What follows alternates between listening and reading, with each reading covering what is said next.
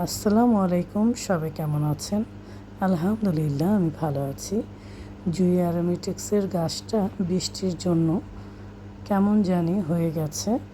আমি গাছের মরা পাতাগুলো সব ফেলে দিয়েছি, আর এই গাছটা মাশাআল্লাহ একদমই তরতাজা হয়ে গেছে।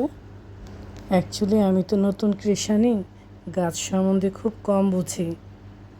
আর এই গাছের ফুলটা দেখেন, দুইটা কালার হয়েছে, হলুদ আর ম্যাজেন্টা। কি আশ্চর্য লাগছে আমার কাছে। আপনাদের ভাইয়া লাগিয়েছিল গাছটা। আজকে ছাদটা এই পাশে ক্লিন করলাম আর মাটি রেডি করলাম। এই যে চারটায় মাটি রেডি করেছি। ছাদটা ক্লিন করাতে আজকে কত সুন্দর লাগছে, আর গাছের পাতাগুলো, ফুলগুলো কি যে ভালো লাগছিল। প্রতিদিন একবার হলেও ছাদে আসি, গাছে পানি দিই। আর আজকে কি রান্না করেছি চলেন দেখি। সকালে ঘুম থেকে উঠে দেখি কলাগুলো পেকে গেছে, তাই কলা দিয়ে কলার পিঠা বানিয়ে নেব। যেই ভাবা সেই কাজ, সব কিছু রেডি করে ফেললাম।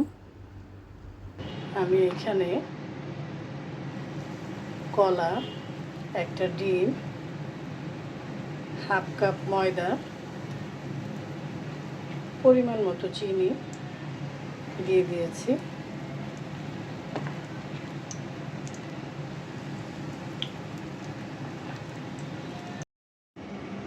আরেক পাশে গরুর দুধ ছিল, অল্পই ছিল, তাই অল্প করে একটু সেমাই করে নিচ্ছি।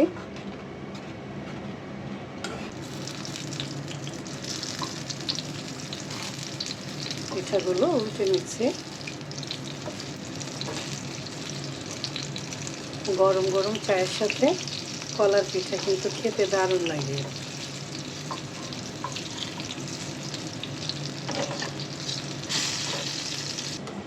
সেমাইটা হয়ে গেছে, এখন আমি উঠিয়ে নেব। একটু ঘন করেই করেছি, আটার রুটির সাথে খেতে ভালোই লাগবে। বাটিতে ঢেলে নিচ্ছি।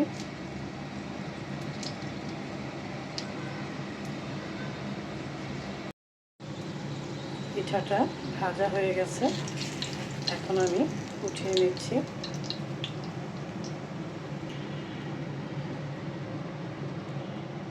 এই তো হয়ে গেল কলার পিঠা, সেমাই। আর আটার রুটিও ভেজে নিচ্ছি। আটার রুটি ছাড়া সকালবেলা আমার ঘরে তো একদম চলেই না। আমি আটার রুটি বানিয়ে হটপটে রেখে দিই, তাহলে গরম থাকে। রুটির সাথে খাওয়ার জন্য ডিম ভেজেছি, গরুর মাংসের ঝোড়া করেছি। গরুর মাংসের ঝোড়া আবার আপনাদের ভাইয়ার খুবই পছন্দ।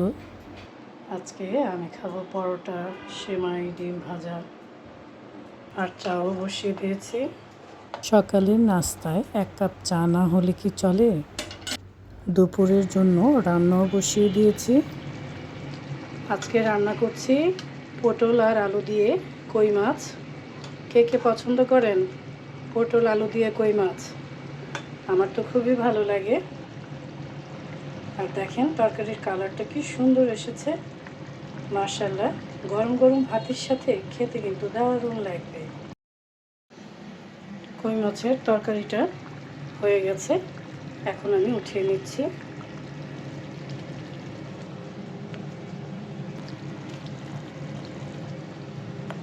এমন একটা তরকারি হলে আর কিছু লাগে না। আমরা দুইজন খাবো, তাই অল্প করেই রান্না করেছি। আপনাদের ভাইয়া আবার মাছ খেতে খুব পছন্দ করে। এই তো হয়ে গেল মজাদার কই মাছের তরকারি। গরম গরম ভাতের সাথে খেতে কিন্তু দারুণ লাগবে। সবাই ভালো থাকবেন, সুস্থ থাকবেন। আবারও দেখা হবে, কথা হবে। আল্লাহ হাফেজ।